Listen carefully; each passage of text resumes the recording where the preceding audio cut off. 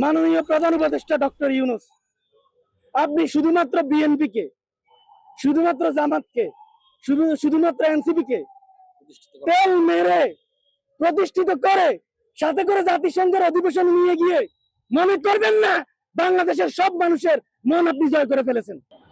আপনি ৭১ নিয়ে শেখ মুজিব হাসিনারা যা করেছে, জুলাই নিয়ে আপনি তাই করেছেন।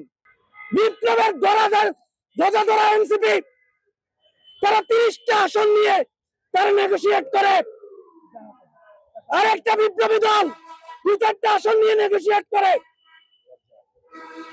এই দৃশ্য দেখার জন্য ২০০০ ছাত্র জনতা জীবন দিয়েছে।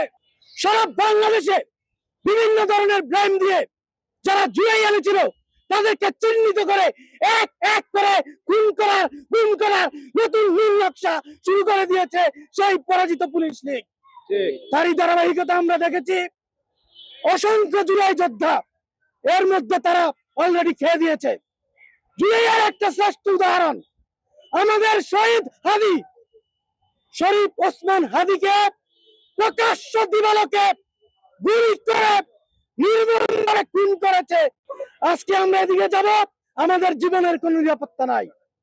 তারা কতক্ষণ বলে যে বিশেষ ব্যক্তিদেরকে তারা গানম্যান দেবে, থুতুমারি এই সমস্ত গানম্যানের। জুলাইয়ের যে বিপ্লব, এই বিপ্লবের পর একটা বিপ্লবী সরকার প্রয়োজন ছিল।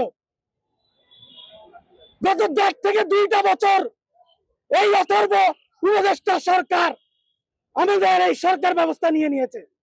আমি প্রশ্ন রাখতে চাই, এই ১.৫-২ বছরে কি এমন পরিবর্তন হয়েছে?